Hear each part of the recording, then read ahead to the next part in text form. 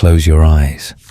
And let's drift back to a thought you've probably had in a late-night haze. What if nothing we know about the universe can ever be trusted? Not even science itself. The stars above seem steady, textbooks look confident, and teachers nod with certainty. But under the sheets of certainty, there's a quiet riddle humming. Cosmic skepticism whispers that even your deepest truths may be built on shifting sand. And here's the cheeky reality check. If that's true, you probably won't survive a test of absolute knowledge. Before we drift further into these strange riddles of the cosmos, allow me a soft pause. If explorations of weird space paradoxes and quiet mysteries speak to you, consider subscribing so more journeys like this can find you again. A gentle like helps these ideas reach further, and the hype button, resting beside subscribe and share, sends them rippling toward other curious minds. And if you wish, leave a comment below. I'd love to know where in the world you're listening tonight.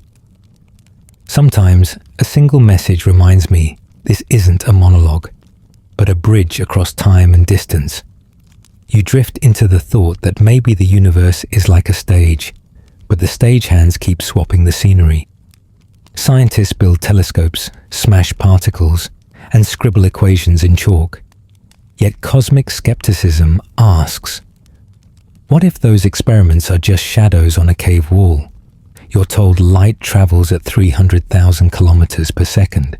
Sounds precise, right? But you only know it because someone told you, or you read it, or trusted a device you didn't build. Trust is the bedrock.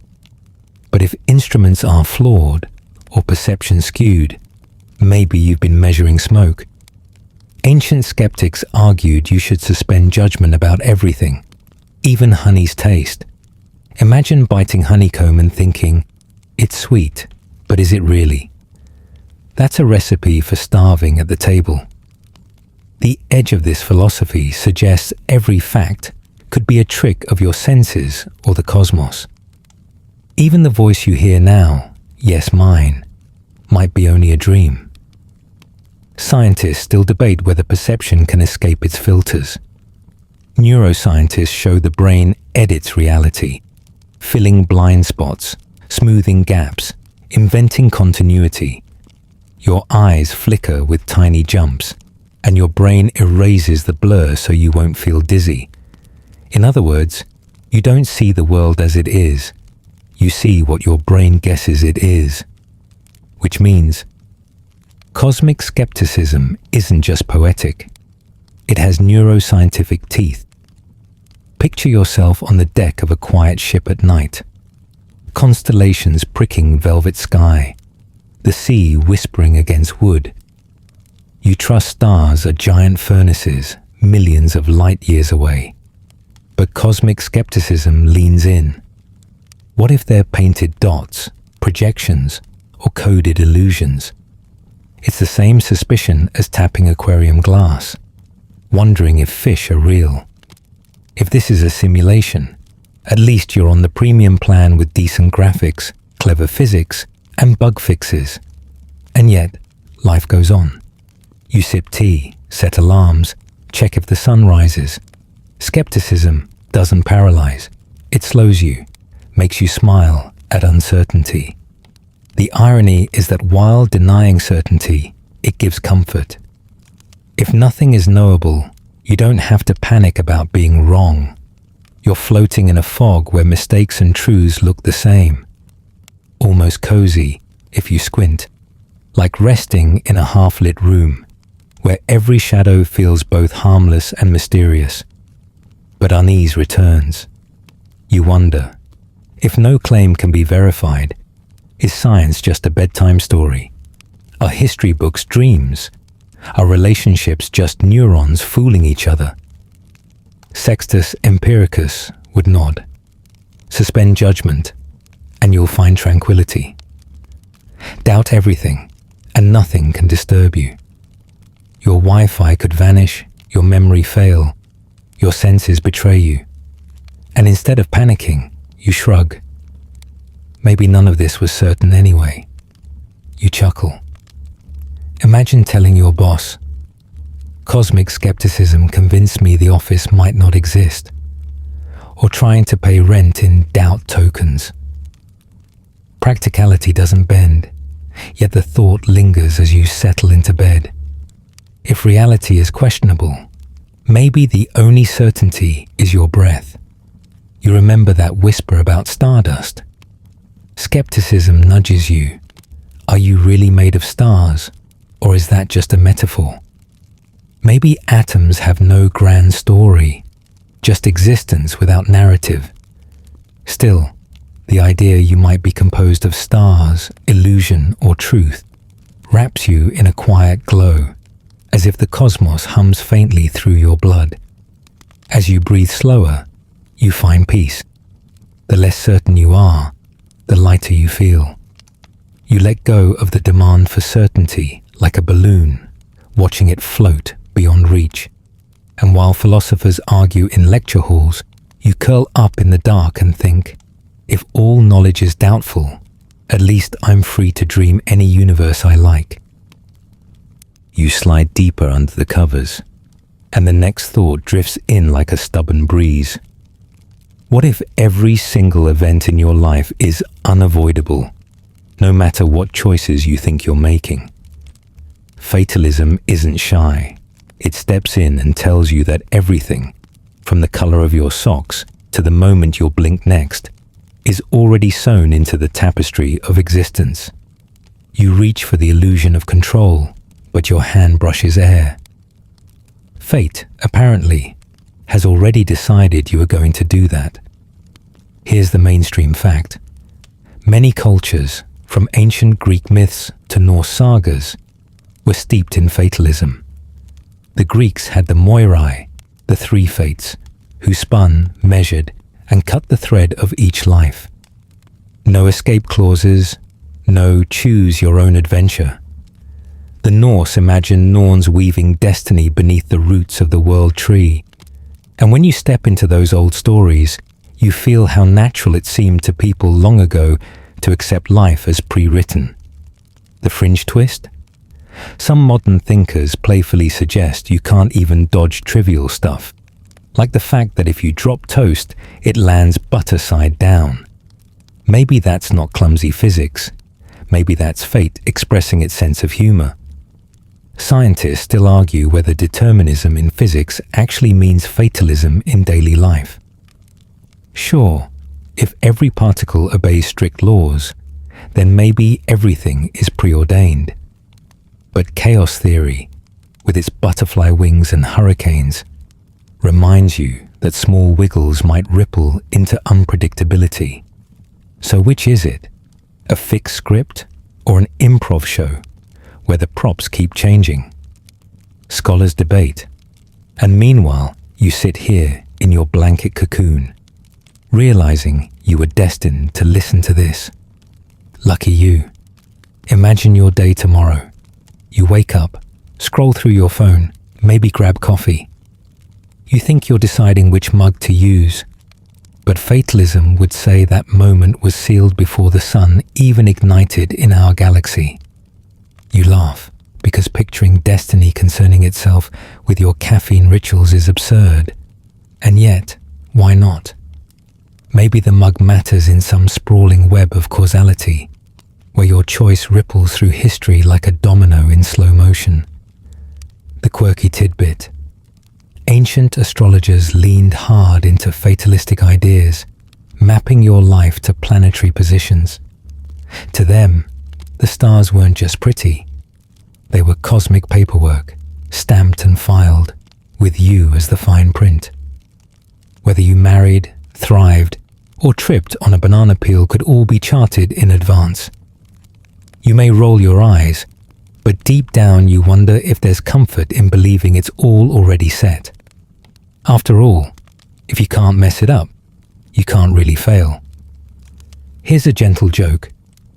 Next time you burn your dinner, just whisper, "It was fate's recipe." Or if you send a text to the wrong person, sigh dramatically and say, The cosmos wanted this chaos. Fatalism is a ready-made excuse machine. But beneath the humor, there's a strangely calming undercurrent. Because if everything is inevitable, the pressure lifts. You don't have to torment yourself over what-ifs. The what-if never had a chance.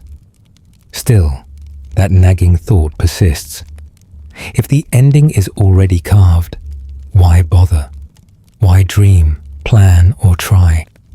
That's where scholars push back. They say fatalism is different from mere determinism.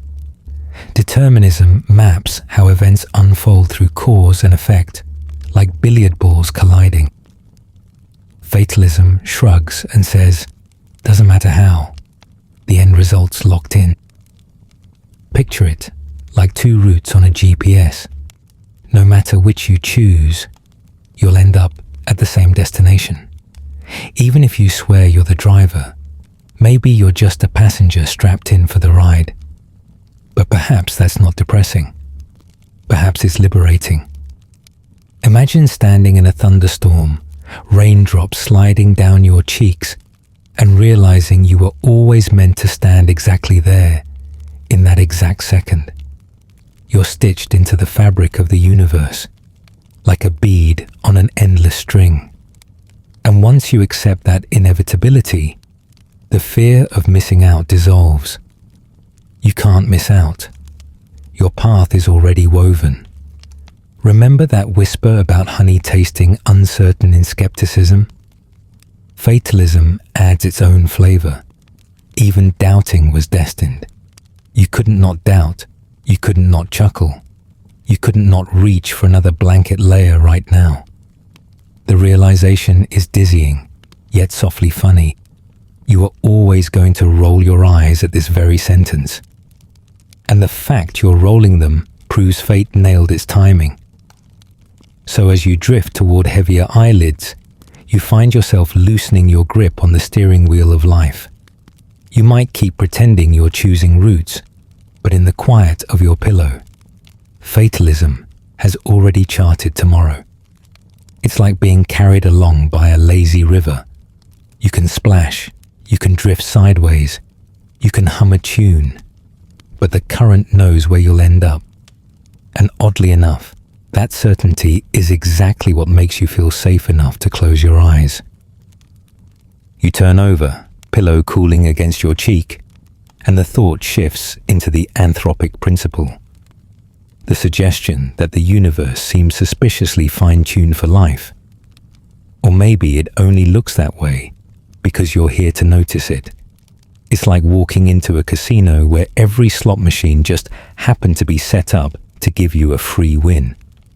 Convenient, but suspicious. The mainstream fact, scientists really do point out that if the gravitational constant were just a little weaker, stars couldn't form. And if it were a bit stronger, everything would collapse into black holes. The margins are razor thin, like balancing a bowling ball on a toothpick. The quirky tidbit. There are people who jokingly say the universe is like a cosmic Airbnb. Everything's set just right for human guests, with breathable air, drinkable water, and Wi-Fi. Okay, maybe not the last one, unless Elon Musk counts as fine-tuning. Scientists still argue whether this fine-tuning proves anything. Some claim it hints at design. Others say it's pure survivorship bias. After all, if the universe weren't tuned for life, you wouldn't be here to scratch your head about it. It's like being surprised you only ever meet lottery winners in the lottery winners support group.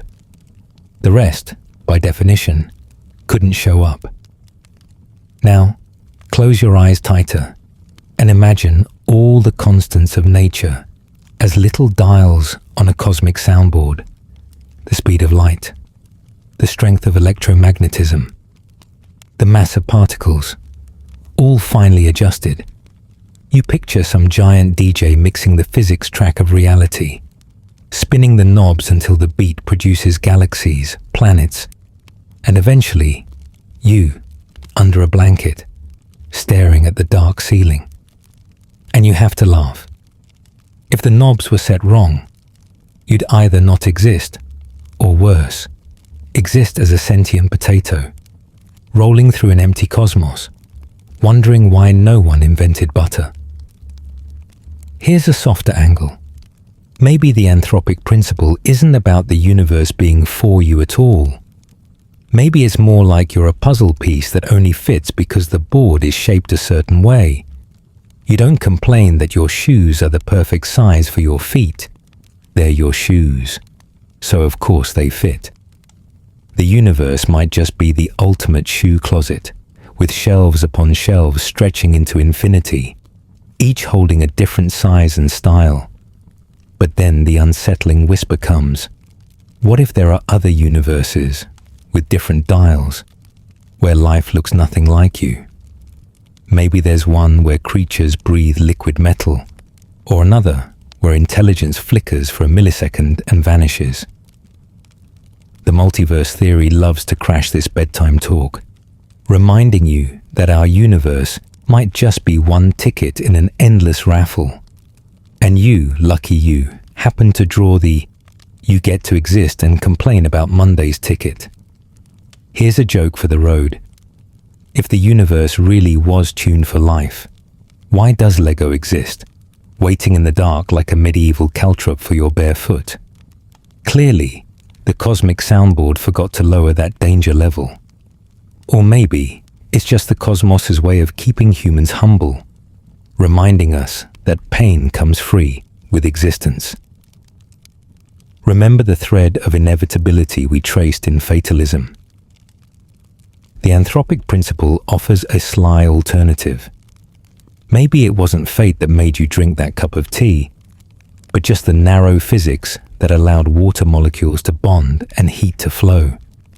Without those, no tea, no thought, no you. Fate might be out of a job, replaced by the quiet math of constants that permit mugs, tongues, and warm sips. Still, debates circle endlessly. Was the universe meant for life? Or did life bloom simply because the universe allowed it? Scholars spin, cosmologists argue, and philosophers roll the thought around like a marble.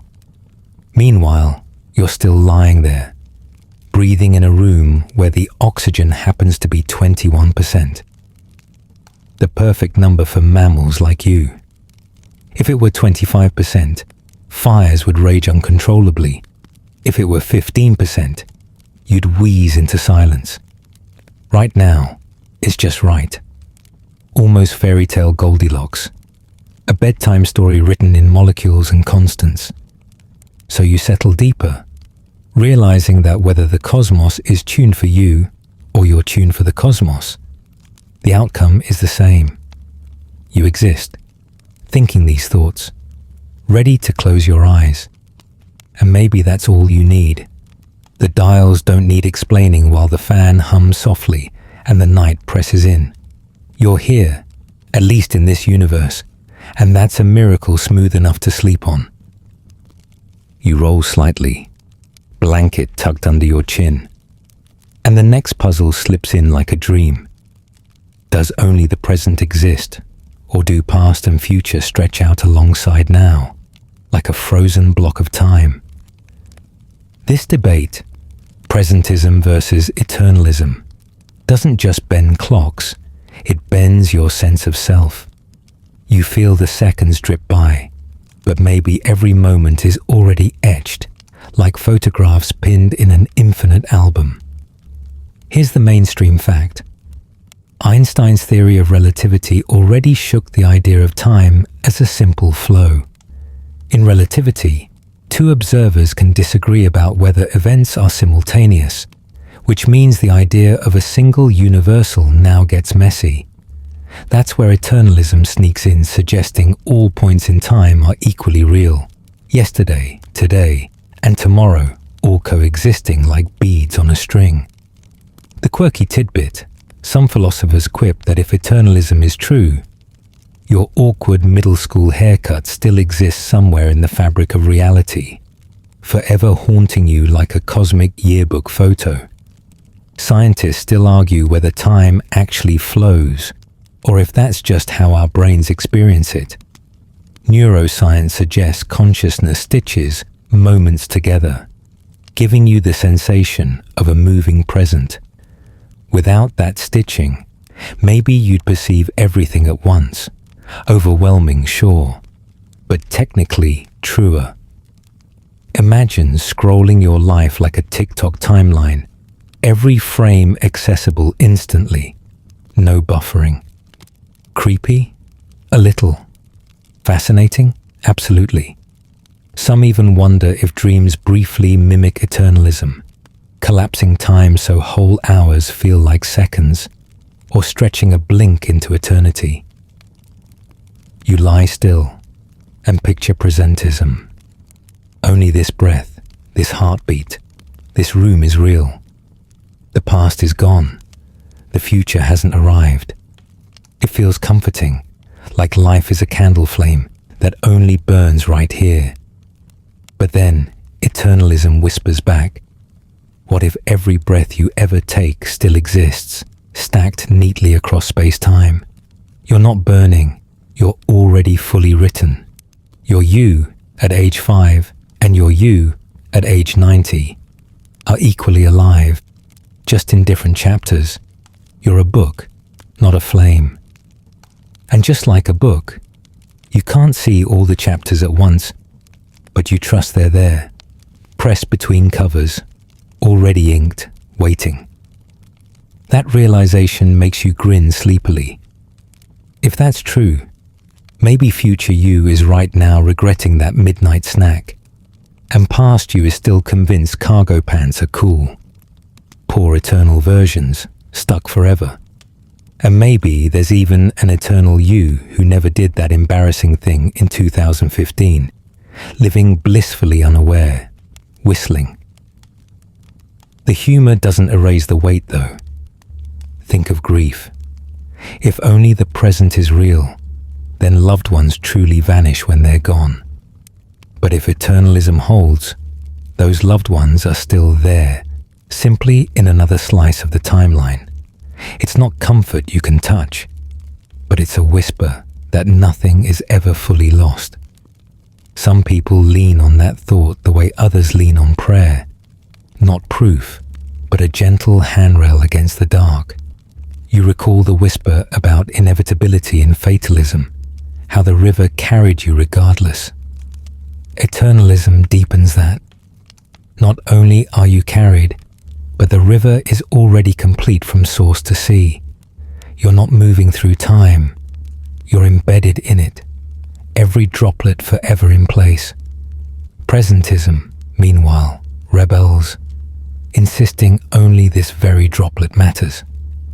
Both ideas tug gently at your pillow-soft thoughts, like children arguing over who gets the last cookie. And there's a strange irony. If only the present exists, you never really have to worry about tomorrow. Tomorrow isn't real yet, so why stress? But if eternalism is right, tomorrow already exists, and you're simply not there yet. Either way, you might as well close your eyes. You've got nothing to lose. And maybe that's the hidden gift. Whichever theory wins, your worries shrink in the dark, as useless as alarm clocks in a dream. So you let yourself imagine time as a library. Each book is a moment, and eternalism says the shelves are infinite, already filled. Presentism says only the book you're holding now matters.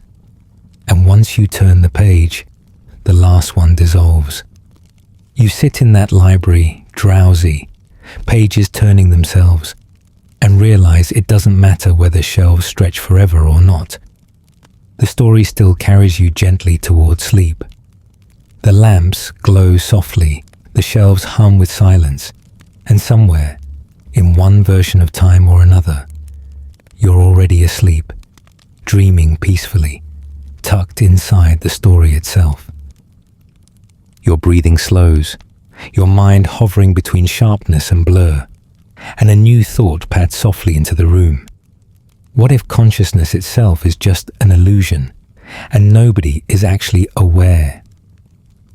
Illusionism about consciousness sounds rude at first, like being told your favorite movie is just flickering light. But here you are, convinced you're experiencing the world. The question is, are you, or is your brain faking it? Here's the mainstream fact. Neuroscientists can point to brain scans and show patterns lighting up when you see red, hear music, or taste chocolate. But that doesn't explain why those signals feel like anything at all. That why is what philosophers call the hard problem of consciousness. The quirky tidbit. One researcher once compared consciousness to a stage magician's trick. You think you saw the rabbit appear, but the whole act was just sleight of hand. Your inner voice, your sense of me, could be nothing more than a brain performing cheap theatrics. Scientists still argue whether subjective experience, what it feels like to be you, is a fundamental part of reality or a convincing lie. Illusionists lean toward the lie. They suggest that your sense of awareness is like a dashboard light, useful for navigation, but not proof there's a little driver inside. You might be a biological autopilot, narrating a story after the plane has already landed. Some go further, saying even asking who is narrating is like a ventriloquist dummy wondering who's really talking. As you lie there, it's oddly funny to think you might not really be in there. Picture your brain as an improv troupe performing for an empty theatre, complete with a laugh track that convinces itself it's an audience. You chuckle, though if illusionism is true, maybe you didn't decide to chuckle at all. Maybe your brain just fired the chuckle script without consulting you. Imagine it like Netflix auto-playing the next episode before you even reached for the remote. There's comfort in the weirdness. If consciousness is an illusion, then embarrassment, guilt, even boredom might be stage props too. They feel real, but they're no more real than the magician's rabbit. Remember how skepticism teased you that honey might not taste sweet? Illusionism doubles down. Maybe you never really tasted it in the first place. You just processed sugar molecules and invented a story about sweetness. And if that's true, then you listening here might just be another story. A bedtime character narrated by a sleepy brain, no different than a dream that insists it's real while you're in it. The idea raises a sleepy grin. Tomorrow, when someone asks how you're feeling, you could shrug and say, well, technically, there's no me here to feel anything, but thanks for asking. It's both absurd and oddly liberating. You could blame every awkward slip on the illusion firing off another buggy script. There's comfort in imagining embarrassing moments not as your fault, but as glitches in the puppet show. Still, the debate lingers. If consciousness is fake, why does it feel so undeniable? Scholars wrestle with that contradiction like cats with a laser pointer. Some argue the feeling of awareness is the illusion, convincing precisely because it insists on its own reality. Others argue illusionism is too extreme. It throws away the very thing we're trying to explain. But you're lying there, eyelids heavy, and the thought that even your sleepiness might be an illusion makes you smile into the dark. Philosopher Daniel Dennett suggested, what we call consciousness is just the brain's user interface, a convenient screen hiding messy wiring underneath. You don't need to know the code to enjoy the picture. You imagine your mind as a movie theater. Illusionism says there's no real audience, just the projection booth running reels. The you who cries at the sad scene or laughs at the joke is just a shadow, a character unaware they're not real. Yet somehow, the show is still enjoyable. Whether the audience exists or not, the movie still plays, softly flickering across the walls of your imagination. And maybe that's the point. An illusion that works so well it doesn't matter if it's fake. After all, a magic trick that still amazes you is no less magical because you know there's a hidden trapdoor. So you let your thoughts dissolve.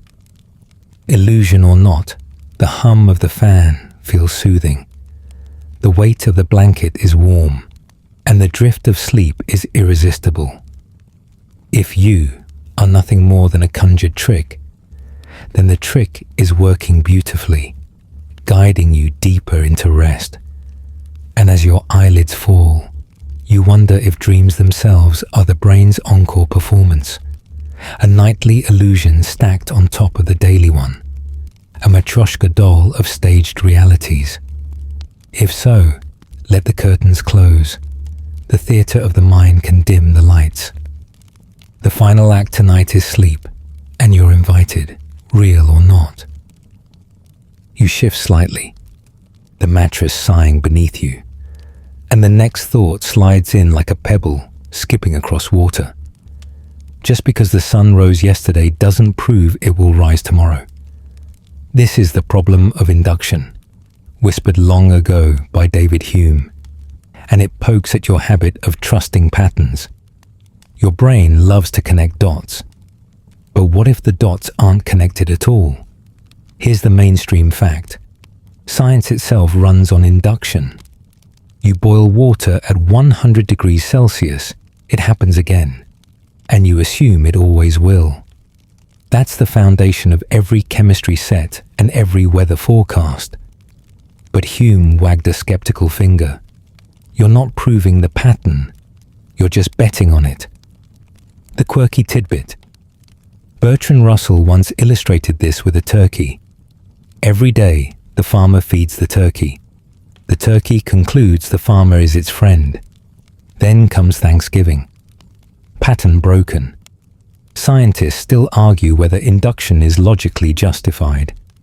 Some philosophers say it's circular reasoning. You trust patterns because patterns worked in the past. Others shrug and say, well, it works well enough, so why fight it? Pragmatism at its finest. But still, the possibility hangs there like a loose thread on a sweater. Maybe the laws of nature could snap without warning. You imagine lying in bed tonight, expecting morning. The clock ticks, the streetlight glows, the fan hums, all signs of another tomorrow. But the problem of induction smirks.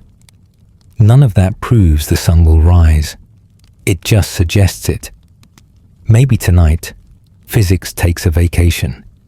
Gravity loosens, atoms yawn, and the universe decides to remix itself. You wouldn't even know it was coming. And that's the joke, isn't it? You set an alarm like it's some kind of magical guarantee, as if your phone can boss the cosmos into continuing its routines. If the universe ever pulls a Russell's turkey moment on humanity, your alarm is not going to save you. Still, patterns are comforting. You lean on them the way you lean on a pillow. You trust that your next breath will arrive without effort, that water will quench thirst, that your ceiling won't suddenly melt.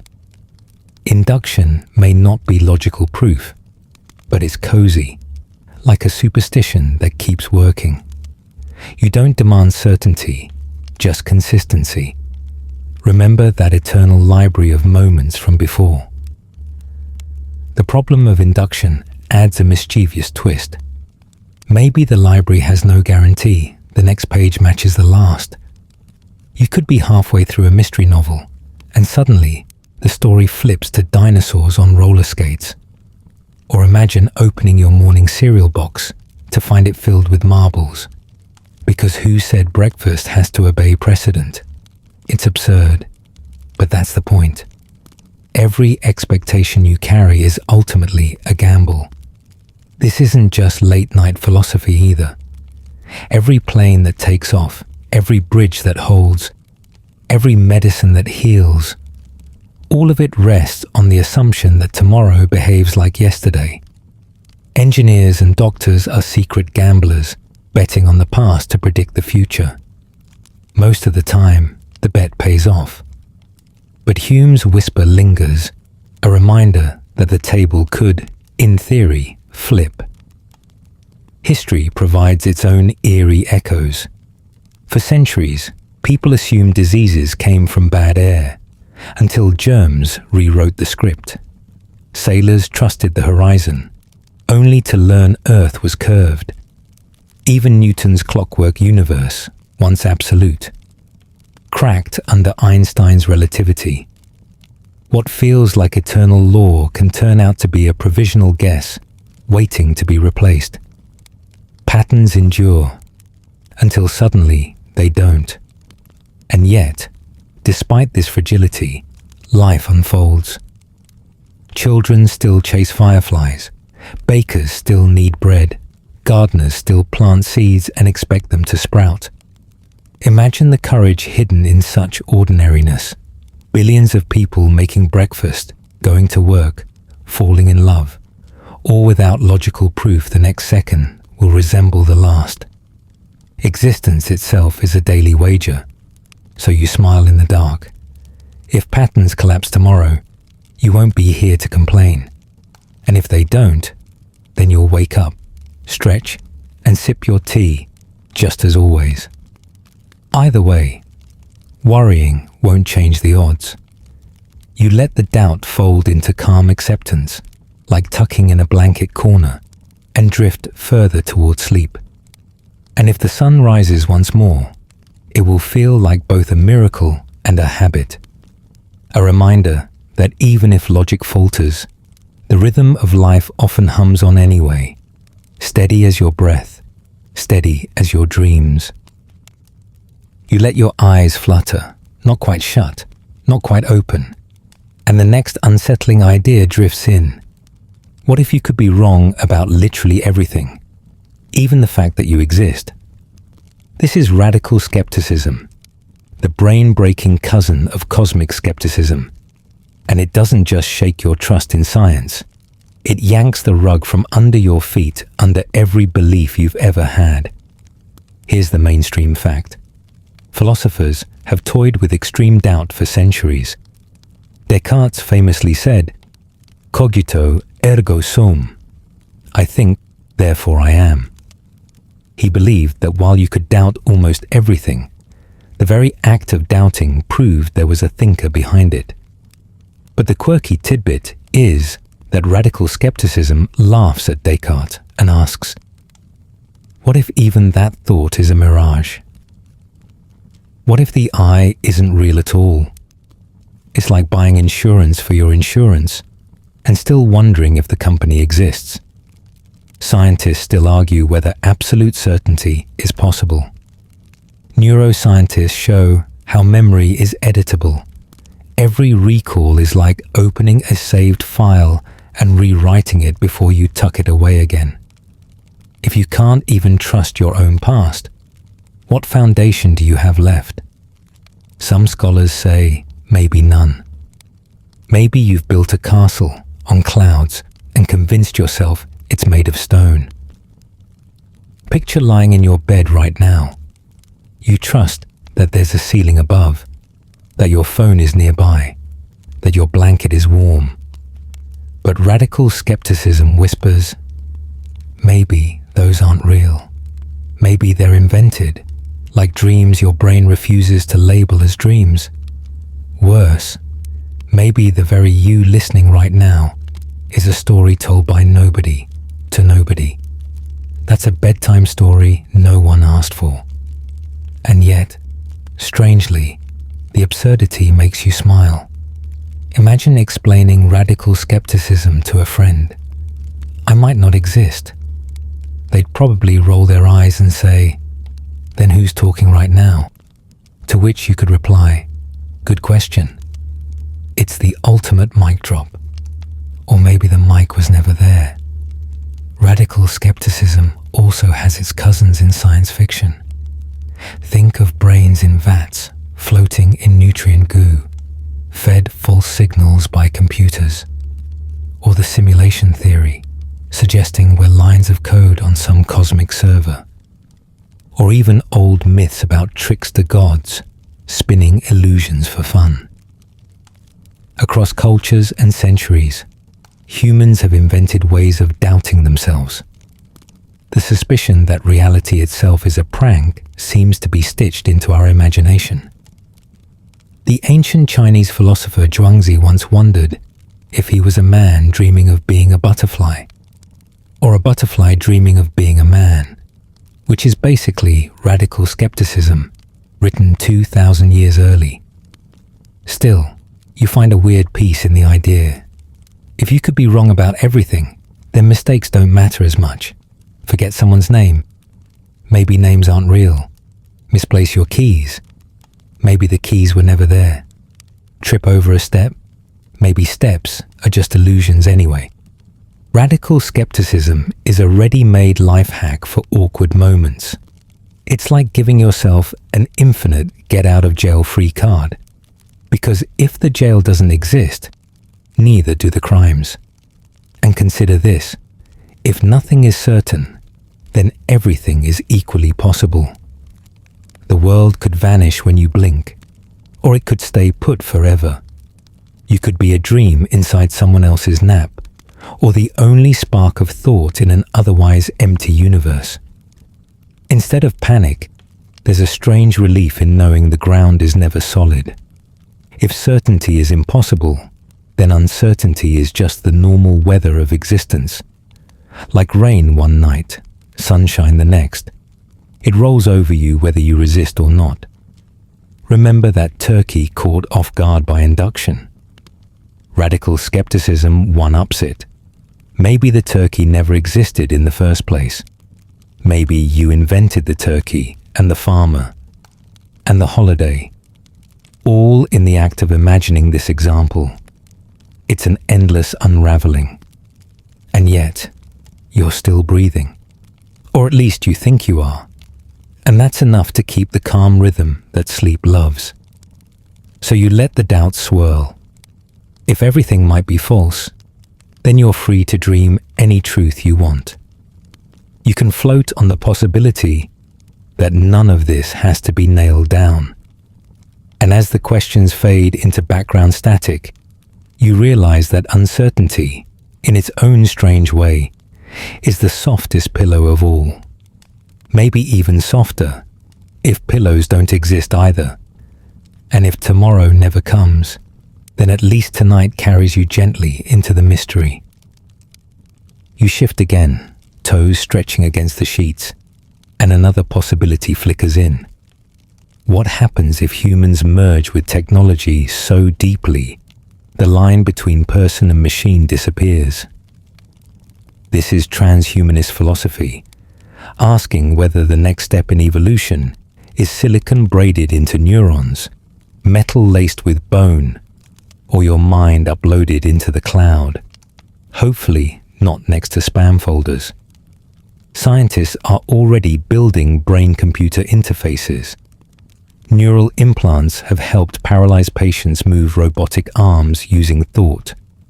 Some futurists even imagine entire personalities backed up like files, living forever in digital form.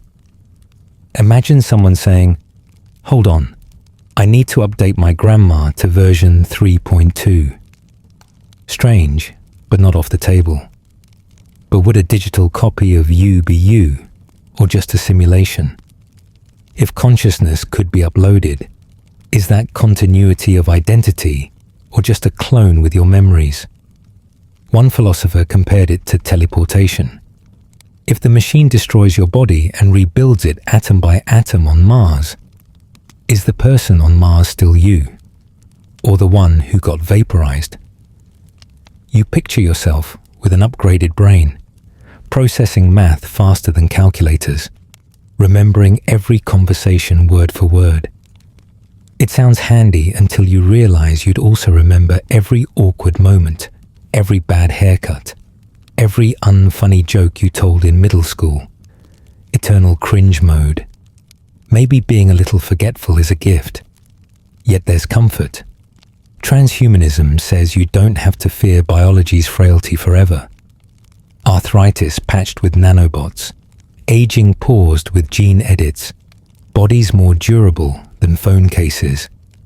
Maybe even sleep itself fades.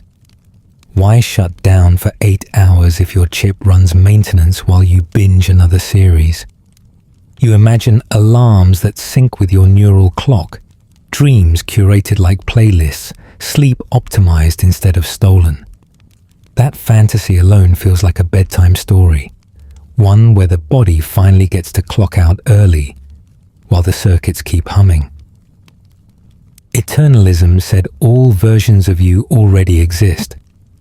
Transhumanism adds a digital twist. Future, you may hum in servers, data instead of dust. Even skepticism gets an upgrade. You won't just doubt reality, but whether it's hardware or software. Here's a light joke. Imagine being asked, "Are you human?" and having to check your settings menu before answering. Or being told, "You need an update," and wondering if that's about your phone or your personality. Still, the debate runs deep. If humanity fuses with tech, do we lose what makes us human, or expand it? Some say transcendence, others erasure. Maybe both, stitched together like code and flesh. Possibilities multiply. Memory libraries to browse like playlists. Vacations replayed in 4K, or the first taste of chocolate queued up whenever life gets dull. Language packs downloaded overnight. Emotions swapped like apps. A button for courage before a speech. Another for calm on flights. Handy, but spooky. If every mood can be installed, where does you begin and end? Cultures have always toyed with upgrades. Ancient myths told of heroes given divine armor. Alchemists hunted elixirs of immortality. And now bioengineers talk of longevity escape velocity. Fiction from Ghost in the Shell to Black Mirror imagines both utopias and nightmares. Some futures sparkle with hope. Bodies rebuilt, pain erased, minds expanded. Others glitch, where people trade humanity for speed and storage space. Every gift hides a curse. Upload your mind to the cloud, and you may still need a subscription. Eternal youth could mean eternal boredom. If backups exist, who owns them? Could someone copy-paste you into 100 jobs? Identity theft would become literal. And yet, lying here, the thought softens. Maybe transhumanism isn't about losing humanity, but extending it. Carrying forward laughter, clumsiness, curiosity. Not replacing the heart with a chip, but letting the chip remind us of love itself. Even if one day your dreams sit on a hard drive or your laughter in an archive, that doesn't erase the warmth of now. The sheets under your toes, the rise and fall of your chest, the fragile pulse of a body still alive. As thoughts quiet, the paradox rests beside you. The future might make us hybrids of code and carbon. Yet here you remain, a creature with tired eyes, seeking sleep. Whether dust or data, you're already a story carried forward. And stories, after all, outlast even their authors. So you let your mind idle like a computer in low power mode, humming softly until the screen of consciousness goes dark. Your thoughts scatter like leaves in water, and now comes a puzzle close to home. Why do you act against your own better judgment, even when you know what's right? This is Akrasia, the weakness of will. You promise yourself an early night, yet here you are, still listening. You swear you'll exercise tomorrow, but somehow the couch wins. Even Aristotle wrestled with Akrasia. He wondered why someone could know the best choice and yet fail to do it. Shouldn't knowledge automatically lead to action? Apparently not. Modern psychologists compare Akrasia to running outdated software. Your brain has two modules, the rational planner and the impulsive creature. And sometimes the impulsive side grabs the wheel, blasting snack ads instead of sticking to your plan. Some scientists suggest Akrasia is rational in the moment.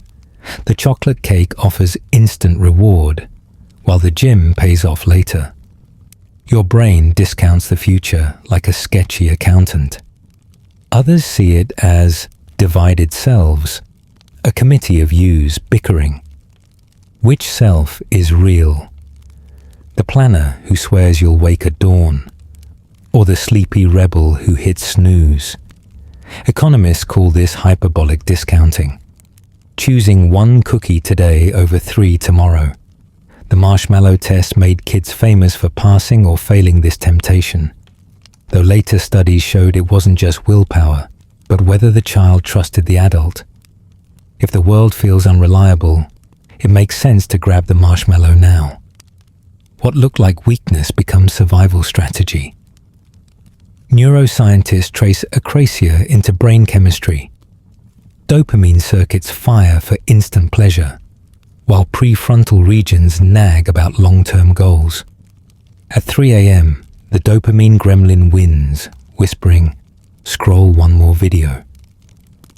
Your inner philosopher raises a hand in protest, but it's drowned out by cat clips and neon thumbnails. You smile faintly in the dark, because you know that struggle. You've promised yourself healthier meals, more reading, less scrolling. And then you find yourself halfway through a bag of chips, scrolling memes at 2 a.m. Akrasia is the prankster of daily life. It's not grand philosophy.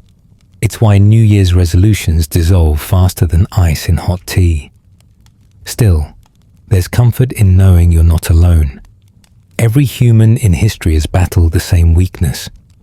Ancient monks, Roman senators, modern students, all knew the sting of breaking promises. One poet joked about writing treatises on self-discipline, then abandoning them at the wine shop. Medieval monks confessed to sneaking snacks before dawn prayers. You're part of a timeless comedy, one big blooper reel stitched across centuries. Remember that turkey from Induction, betrayed by broken patterns? Akrasia feels similar. You think you've established a pattern. I'll behave better from now on. But your future self chuckles and breaks it. You're betrayed not by the farmer this time, but by yourself. The Stoics suggested discipline as armor. Epictetus advised treating temptations like actors in a play. You can watch them without joining in. Buddhists saw desire as a restless monkey, always tugging. Modern therapists call it behavioral activation, nudging you toward microactions so small the rebel self doesn't object. Don't promise a novel, just write one line. Don't vow a marathon, tie your shoes. Yet there's poetry in Akrasia's chaos. If we never slipped, we'd never laugh at ourselves, never learn humility. Weakness of will is also the birthplace of compassion. You forgive yourself because you see your ancestors stumbling too, and realize perfection isn't the point. A life with no detours might be tidy, but it would also be flat. Akrasia adds texture, like scribbles in the margins of your story. You can see it as a reminder that we are layered beings, not machines. The planner, the rebel, the dreamer, the doubter, all coexist, colliding like planets, sometimes orbiting in harmony. When you fail to keep a promise, perhaps it's not failure, but negotiation, one self outvoting another. Even in mischief, Akrasia teaches gentleness. If weakness of will is universal, maybe you don't need to scold yourself so harshly. You falter, you learn, you try again. The pattern isn't failure, the pattern is persistence. Tomorrow is not punishment for tonight's lapse, but another blank canvas, waiting whether you pick up the brush or not. So you let yourself drift, smiling at the absurd truth. Tomorrow, you'll probably hit snooze again. But tonight, you forgive yourself in advance. Weakness of will doesn't erase your worth, it just makes you more human. As your breath slows, that humanity is enough to rock you gently towards sleep. The planner and the rebel both grow quiet. The committee adjourns, and in the hush that follows, there is no failure, only rest. You sink further into stillness, eyelids heavier, and another odd idea slides in. Morality might only make sense if seen from the eyes of a flawless, all-knowing being. This is the ideal observer theory, and it suggests that humans, tangled in bias and ignorance, can never truly see right and wrong as they are.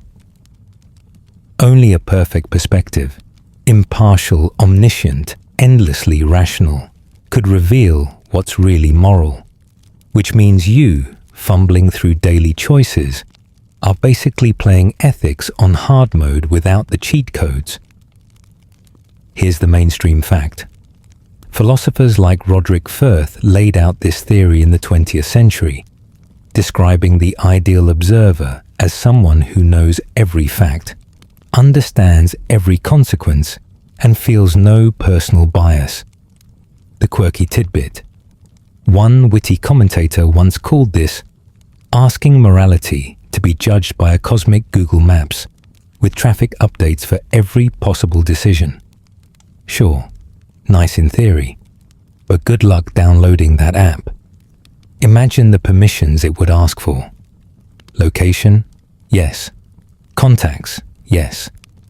Access to your innermost regrets? Definitely. Scientists still argue whether morality can exist without such an observer.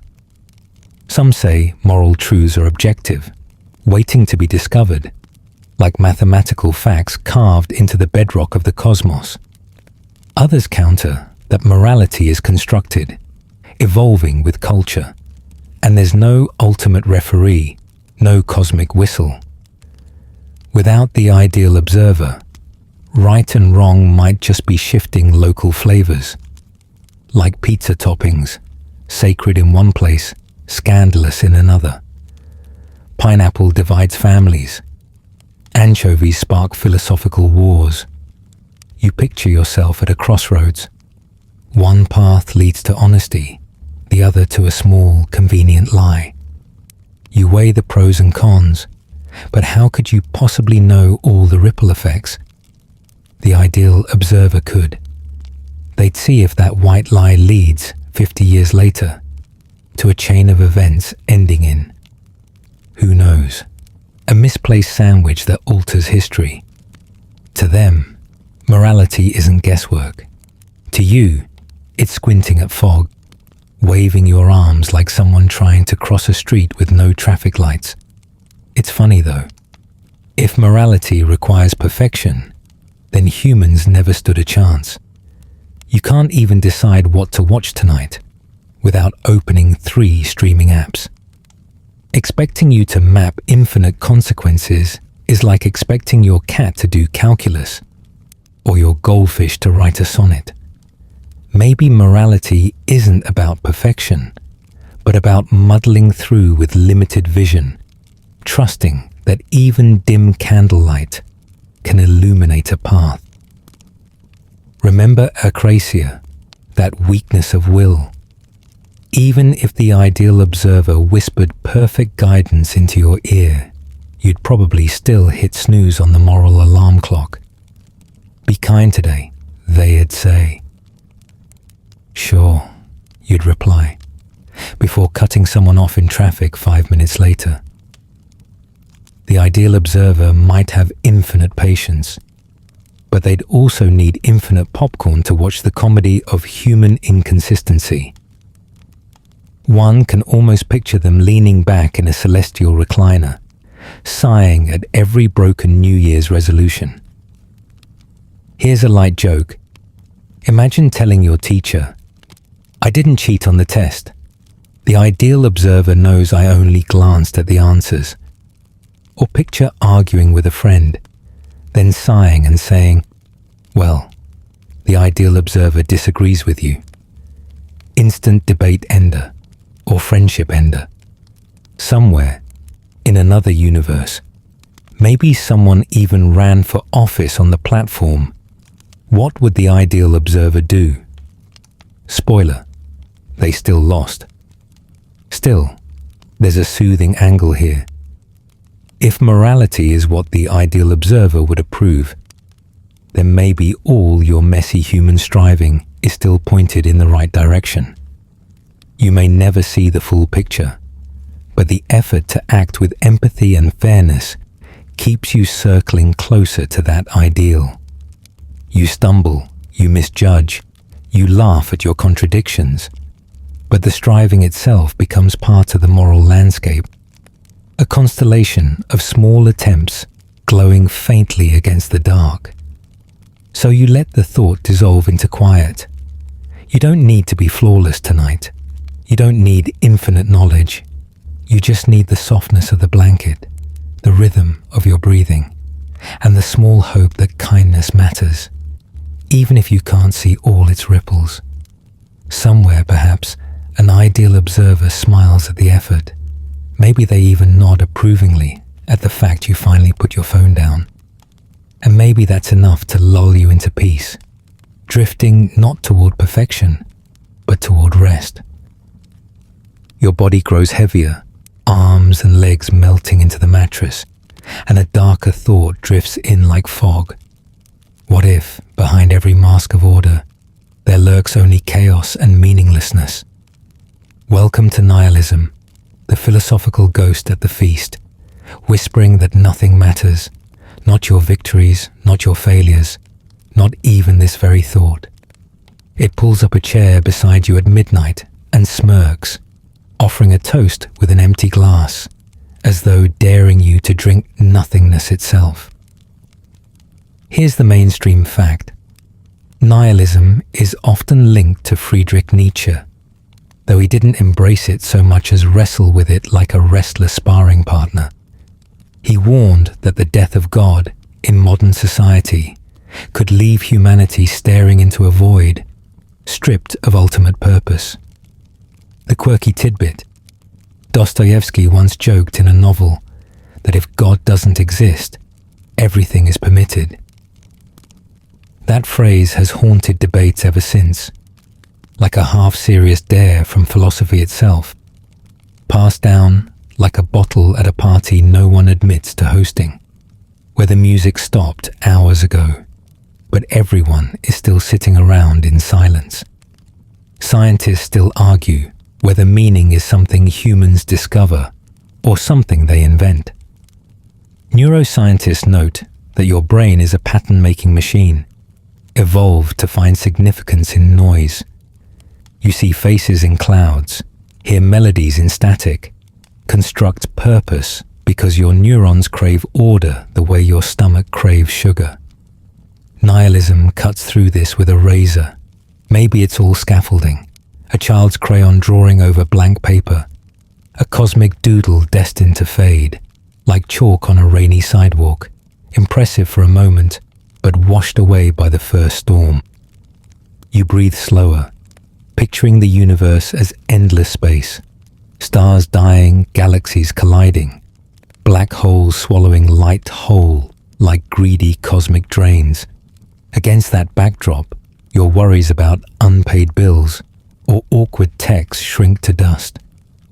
Nihilism says, see, your life is a flicker, a match in a storm. There's relief in that perspective, like realizing the audience wasn't watching your stumble on stage after all, because there is no audience. The theater is empty, the spotlight broken, and you've been improvising in the dark all along.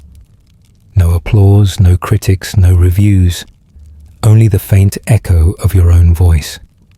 But nihilism isn't only bleak, there's a sly humor to it. If nothing matters, then why not dance in your living room at midnight or eat breakfast for dinner? or laugh until you snort so loudly the neighbors wonder if you've lost it. The cosmic judge isn't keeping score. Even your mistakes are free, written in invisible ink on a ledger that doesn't exist. You're ungraded, unscored, released from the eternal pop quiz of morality and purpose. You can even fail spectacularly and still earn the same prize everyone else gets. None. Remember how fatalism insisted every path was sewn into the fabric? Nihilism is even bolder. Maybe there's no fabric at all, just loose threads floating in the void. No cosmic tailor, no grand design, no pattern to follow. And if that's true, you're untethered, frightening, yes, but also freeing. You can stitch your own design, weave a scarf of small joys, or decide to leave the thread scattered, a beautiful mess only you can recognize. Meaning might not be found, but it can still be stitched, embroidered with laughter, accidents, and fleeting triumphs. You let yourself smirk in the dark. Tomorrow, if someone asks, "What's the point of life?" you could reply, "There isn't one, so pass the coffee." A joke on the surface, but deep down, it's also armor, a way of saying you won't collapse under the weight of emptiness. Nihilism doesn't have to be despair. It can be liberation. Without pre-written meaning, you get to decide what glows in your tiny corner of time. A song, a friendship, a bowl of cereal at midnight, a memory that no one else will ever carry but you. So you roll into that thought gently. Maybe meaning is optional, like background music you can turn up or down. Tonight, you choose to let it fade to silence, leaving only the rhythm of breath and the warmth of blankets. And in that silence, you discover something paradoxical. Even meaninglessness can feel meaningful, like a lullaby composed of nothing but pauses. The void hums softly, carrying you closer to sleep, whispering that it's fine not to know, fine to rest, fine to simply be. In the darkness, you realize that even if nothing lasts, this moment still does, and it is enough. Your mind is nearly dissolved into the dark when the last shadow arrives. Cosmic horror philosophy, the unnerving thought that the universe is not just indifferent to you. It's vast, alien, and possibly hostile in ways your mind can't even comprehend. This isn't simple nihilism's nothing matters. This is Lovecraft whispering. Nothing matters and something unspeakable lurks out there, watching with eyes you couldn't imagine. It's the hush before an orchestra you'll never hear, the breath of something immense behind the curtain of stars, a silence so thick it feels like a weight pressing on your chest. Here's the mainstream fact. Writers like H.P. Lovecraft popularized this worldview through fiction, but philosophers note it echoes older themes. Pascal once said humans are a reed, the weakest in nature, yet aware of our own fragility in an infinite cosmos. The quirky tidbit.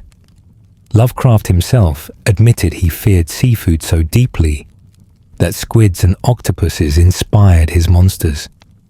So cosmic terror, in part, was born from calamari.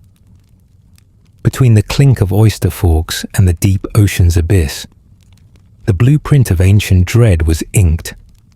Scientists still argue whether humanity's smallness in the cosmos has any philosophical weight. Astrobiologists scan the skies for signals, while cosmologists point out we're a flicker in a 13.8 billion year timeline. To some, this is awe-inspiring. To others, it's nightmare fuel. What if life out there is so strange that our very minds would snap trying to grasp it? Imagine knowledge itself functioning like poison. One glimpse and the circuitry of thought burns out, like a moth diving headfirst into a bonfire. You lie still and imagine. Alien civilizations woven from plasma, thinking in magnetic fields, living in suns. To them, humanity is not only irrelevant, but incomprehensible. You're not an ant to them. You're less than a shadow cast by an ant. Cosmic horror suggests you'll never even know enough to be afraid. The horror is too big for human fear, too intricate to even earn a scream. Perhaps the cosmos is crowded with signals, languages, entire histories, flowing around us like radio static we're too deaf to hear, whispers threading space like invisible rivers. And yet, there's dark humor here. Imagine humanity sending out a cheerful hello with Voyager's golden record, only for aliens to hear it like elevator music, shrug and delete it. Or worse, laugh. Cosmic horror philosophy chuckles at the idea that our proudest achievements might be cosmic spam. Even Stonehenge, the pyramids, the internet, all just background static, like ants arranging pebbles in a pattern no one else ever notices. Perhaps even our most desperate messages of love, carved into satellites, drift forever unopened, the universe's inbox eternally full. Remember nihilism's quiet void.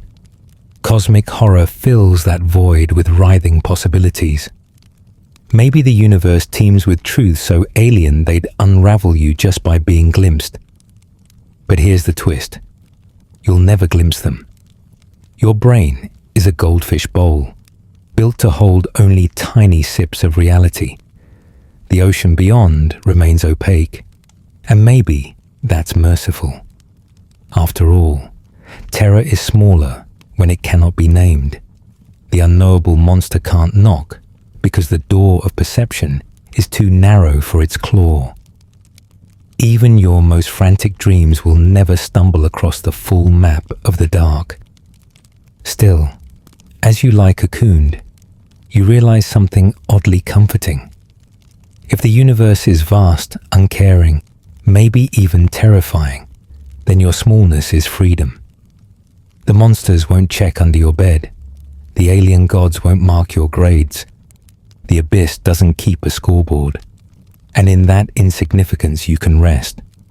Your breath is not a broadcast to the cosmos, just a local signal, quiet and steady. Proof that life goes on regardless of its cosmic ranking. You smile faintly, because even cosmic horror can't stop sleep from coming. Your blanket is your shield, your breath is your anchor, and the night outside remains quiet. The stars may hide unknowable truths, but tonight they're just distant specks, steady and soft, lanterns in the dark sky. You are free to close your eyes without needing to solve the abyss. Even if something unthinkable lurks, it has not disturbed the crickets or the hum of your fan. And so, carried by that paradox, fear too great to feel, safety too small to lose, you drift at last towards sleep, your dreams seal safely inside the narrow bowl of human thought.